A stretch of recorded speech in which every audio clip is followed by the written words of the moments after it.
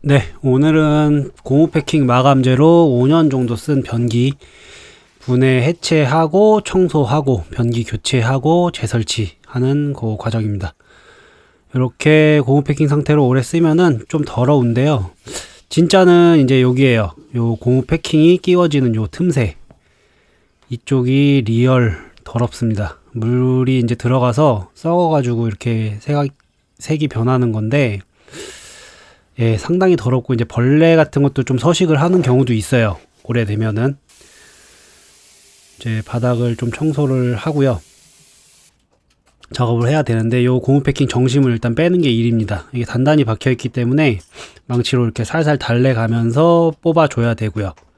중간에 깨지면 이제 톱으로 잘라내야 되는데 뭐 다행히 잘 빠졌고, 예, 이렇게 청테이프까지 감아놔서 껴놨기 때문에 좀 더 빡빡했습니다.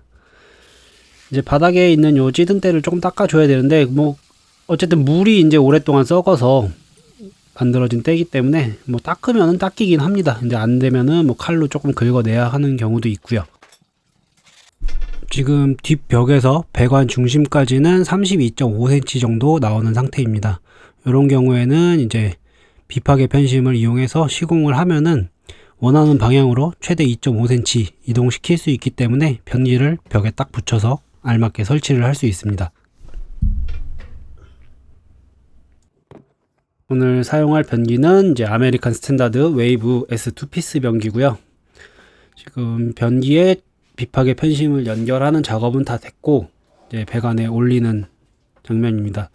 사실 오늘 뭐 보여드리려고 하는 거는 이렇게 이제 변기를 교체하는 뭐 과정보다는 저 고무 패킹 상태로 오랜 시간 쓰면 어떻게 되냐, 요거를 보여드리기 위해서 이제 만드는 영상이기 때문에 사실 설치 과정 자체는 제가 조금 스킵한 부분이 많이 있습니다.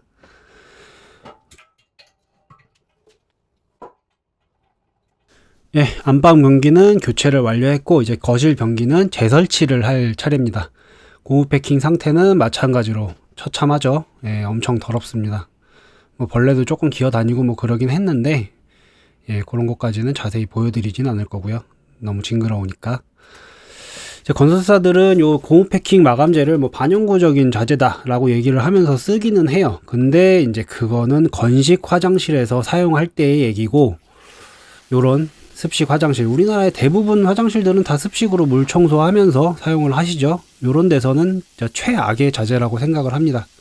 일단은 물이 들어가면 이렇게 썩어서 뭐 물때가 많이 끼는 것도 있고, 예, 이게 말라야 되는데 마르질 않고 계속 물이 들어가서 또 썩고, 물이 들어가서 또 썩고, 고여 있다가 또 안 마르고, 그리고 물 청소하면 또 들어가고, 그렇기 때문에 한 입주 한 1년 차, 뭐 2년 되기 전까지는 괜찮은 듯 보여요. 그런데 이제 조금 시간이 더 지나면서부터는 그때부터 이제 감당할 수 없는 꾸정물들이 계속해서 청소를 해도 계속 나오게 되죠. 아마 청소를 하면 할수록 더 심할 거예요. 그만큼 물을 많이 먹기 때문에. 마찬가지로 이제 거실 변기도 똑같이 정심 플랜지 교체 후 배관에 이제 올바르게 설치를 해주고, 이제 부속 자체가 한 5년 정도 쓰셨어요. 뭐 요거는 이제 교체를 해도 되고 안 해도 되고 뭐 그런 상태이긴 했는데, 어차피 또 한번 출장비를 들이시느니 그냥 제가 한번 새 걸로 교체를 해드리면 또 별 걱정 없이 몇 년 동안 잘 쓰실 테니까 요거는 그냥 서비스로 교체를 했습니다.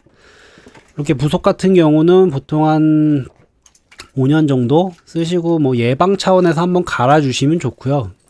근데 거의 실질적으로 보면 한 7, 8년 이상, 뭐 10년 가까이도 쓰는 경우가 많아서 대부분은 그 정도 쓰시고 이제 고장 나면 교체를 하는데, 요렇게 이제 변기 재설치를 할 때는 저희가 그냥 알아서 한 번씩 교체를 해 드리는 경우가 있습니다. 예.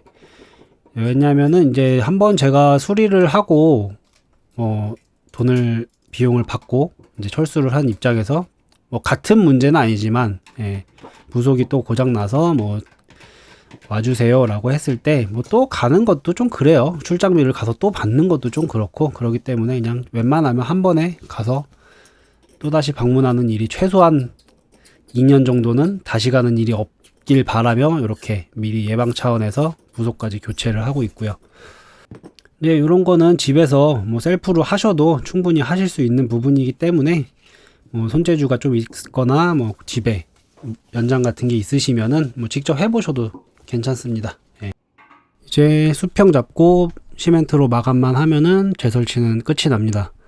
사실 뭐 시멘트로 바르는 그 자체가 중요한 게 아니고요. 예, 그 전에 전처리 과정, 이제 뭐 오물도 다 제거해야 되고, 패킹도 빼야 되고, 고무 패킹 전용 정심도 제거를 해줘야 되고, 그리고 이제 일반 정심으로 교체를 한 다음에 수평을 똑바로 잡고, 그 뒤에 이제 시멘트를 바르는 그 과정이 이제 중요한 거고, 시멘트를 바르는 것보다는 그 전처리 과정이 훨씬 중요합니다.